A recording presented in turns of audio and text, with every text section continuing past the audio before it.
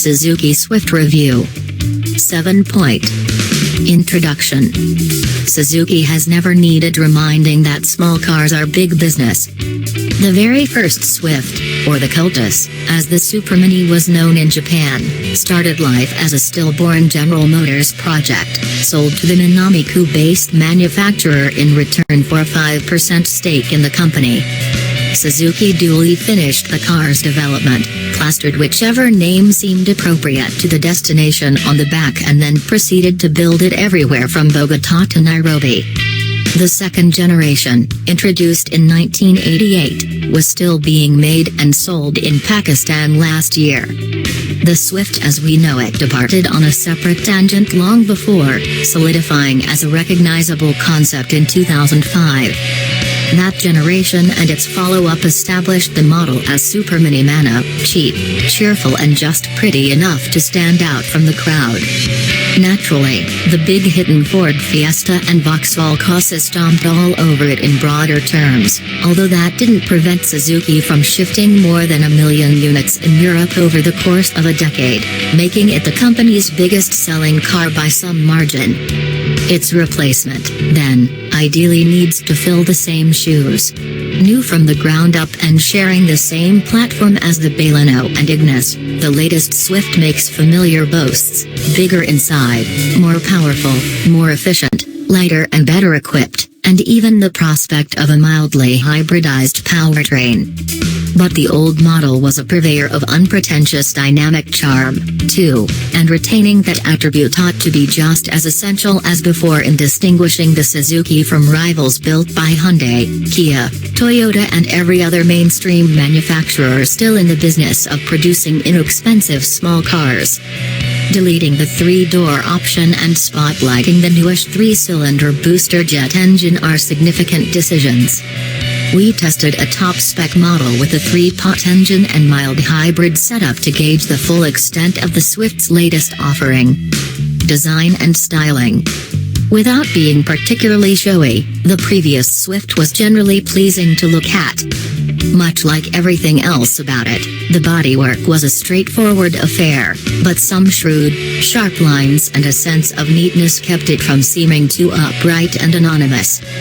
The new version does enough heavy lifting to make the nameplate's transition recognizable, although perhaps not enough to prevent a little anonymity from creeping into the softer, more rounded profile. Any trade-off in chic has been compensated in the model's unseen belt tightening, though.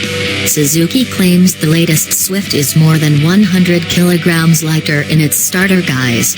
Some 30 kilograms of that has been lost in the switch to the cleverer, stiffer Heartect platform, despite the car being 40 mm wider and 20 mm longer in the wheelbase than its predecessor. Even the all-wheel drive version, with the presumably heftier 4-cylinder petrol engine, is claimed to weigh less than 1 ton. That unit, the naturally aspirated 89 bhp 1.2-liter dual-jet, is a carryover from the previous Swift, ditto the optional 4-wheel drive system, which uses a viscous coupling to deploy torque to the back axle in the event of wheel spin at the front.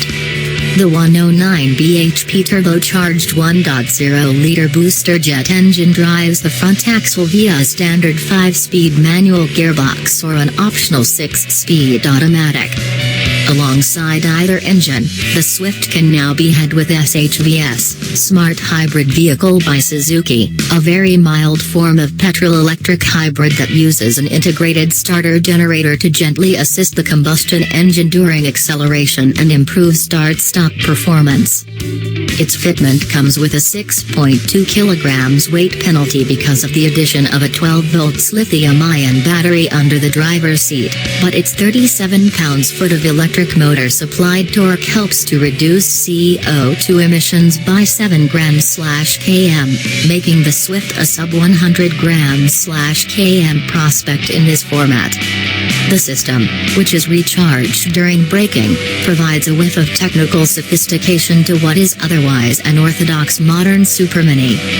The suspension is by way of McPherson struts at the front and a rear twist beam, and the variable ratio steering is electrically powered.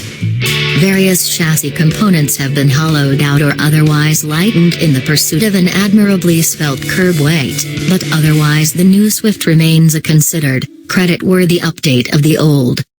Interior. Suzuki's unwillingness to stray far from its established conventions is well evidenced by elements of the new cabin. Although the design has been overhauled, there is little in the material quality to suggest that the manufacturer has sought to move the bargain basement status of its Super Mini further north in buyer perception. Brass tacks, this means there's a lot of hollow, shiny black plastic, a little too much of it on prominent display. Elsewhere, Suzuki has attempted to get marginally funkier with the climate controls and vent placement, although, much like the exterior, you'd be forgiven for missing the cleaner appearance of its predecessor. Fit and finish are about on a par with the outgoing Swifts, so the new model is acceptable without ever threatening to overhaul the South Korean opposition, let alone those from Europe. However, the driving position is decent, augmented by a 20mm drop in the hip point of those up front, as well as redesigned and slightly more pliant seats. Those in the back sit lower now, too, and thanks to the longer wheelbase and some real estate liberated from the engine compartment, there's marginally more legroom on offer. It isn't of class-leading proportions, but the packaging and the relative generosity of the roofline mean that two regular-sized adults fit without much fuss. Of likely greater consequence to most buyers is the 25% of additional boot space, a 54-liter gain that lands it significantly closer to the standard sizing of five-door rivals such as the Corsa and Volkswagen Polo. Suzuki's glass-fronted multimedia system, with a 7.0-inch touchscreen, is less new than the car around it, but it will seem revolutionary enough to anyone laboring with the previous Swift's much older, clunkier unit. The polished fascia doesn't necessarily blend in with the surrounding plastic trim, yet it makes for one of the car's few nice surfaces to slide your fingers across. Obviously, that's helpful in a touchscreen, especially one that isn't always deeply intuitive. Nevertheless, the range-topping SZ5 trim of our test car adds additional speakers, a DAB tuner and Bluetooth streaming are standard across the entire Swift range, and a satellite navigation system, which is fine except for the fact that it insists on disengaging the address keypad while you're in motion. That's an aid to safety, no doubt, but it is not much help if you find yourself trying to recall which exit is yours on the outside lane of a motorway. Getting the voice recognition to decipher your pronunciation is certainly no more convenient. Performance. The previous Swift was something of a bastion of naturally aspirated petrol engines, its ubiquitous, hard-edged, variable valve peppiness best exemplified by the outgoing Sport version. The earnestness suited the sorted Super Mini well, but it doesn't take long in the booster jet version to consider its turbocharged, electrically tweaked delivery a worthy upgrade. Principally, this accolade is earned by the caliber of the 1.0-liter triple, which, although less potent and free-spirited than Ford's equivalent, manages to evince some of the same warbling, cheery energy. In part at least, Suzuki has adopted a similar approach, deliberately unbalancing the crank counterweights to turn side-to-side vibrations into vertical ones, and then damping them via the engine mounts. The modestly forceful whoosh of drilling acceleration yielded at 2,000 revolutions per minute with the arrival of peak twist, though, is Suzuki's own. Any battery-fed assistance is impossible to discern, except perhaps in the unexpected keenness of the progress. We recorded 10.5 seconds to 60 miles per hour from a standing start, commendable for a compact car handicapped by two oversized occupants. In-gear acceleration would have been equally satisfying were it not for the mild physical hindrance of the baggy and slightly unyielding 5-speed manual gearbox. The motor deserves the kind of short-throw, lightly pedaled palm pleaser that Volkswagen twins with practically every small petrol engine, but instead it gets the unwieldiness of a transmission that is unkeen to indulge you with seamless or even accurate upshifts. This makes gear changes merely serviceable, which is a shame when the booster jet makes a point of reaching peak output with just enough progressive verve to keep you interested in occasionally finding 5,500 revolutions per minute. Typically, of course, with progress subsidized low down, you won't need to, an attribute that is of predictable benefit to the Swift's fuel economy. Even with virtually non-stop spiritedness, our test car returned an average of 45.7 miles per gallon during its time with us.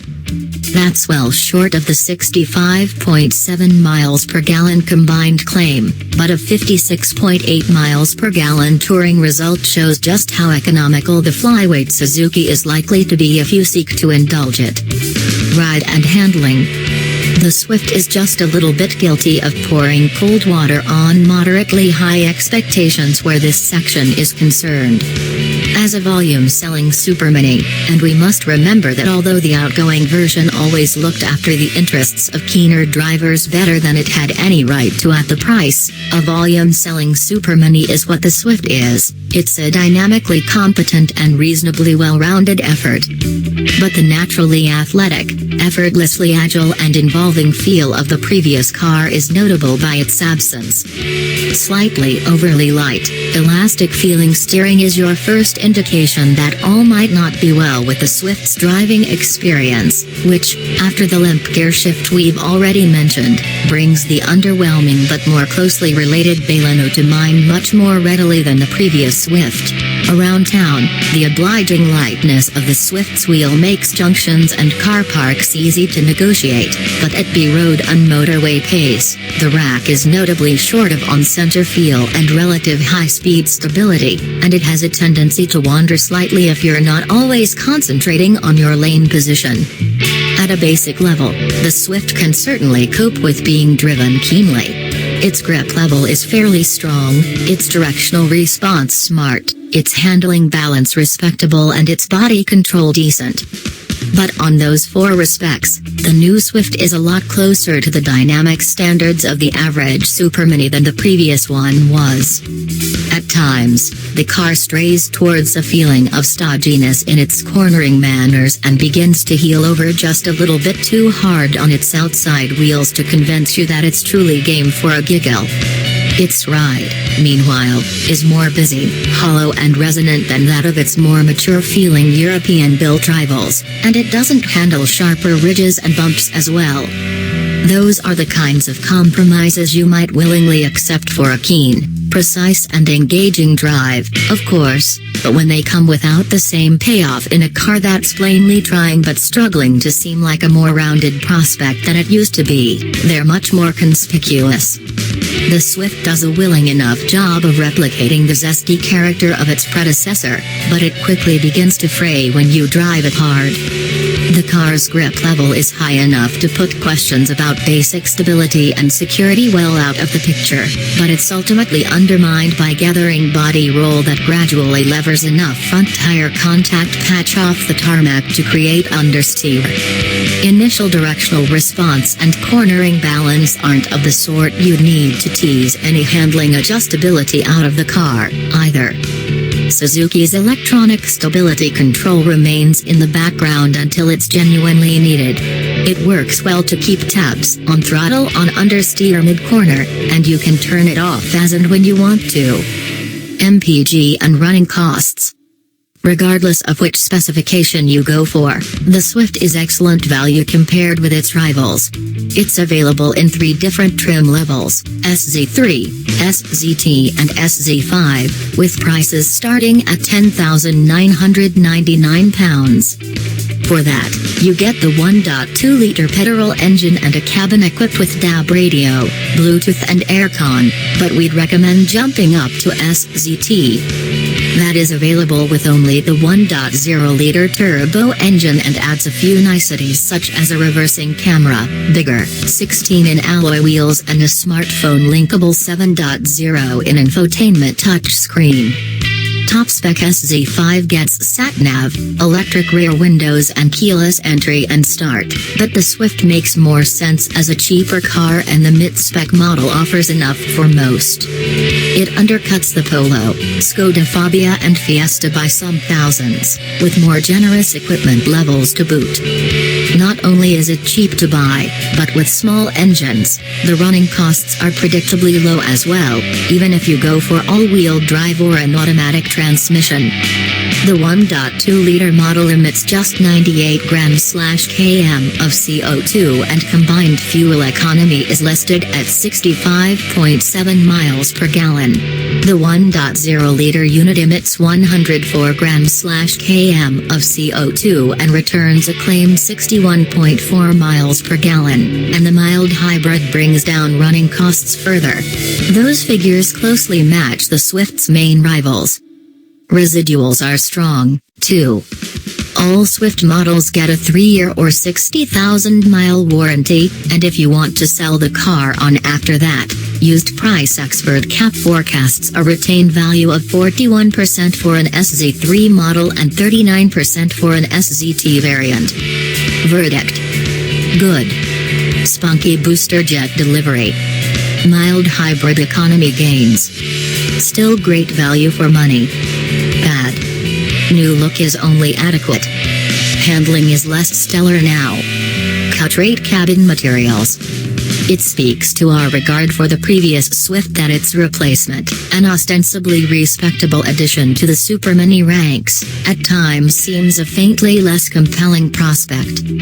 For once, this has little to do with fundamental fitness for purpose and a good deal more to do with the areas where the old Swift righteously delivered more than could reasonably be expected for the price.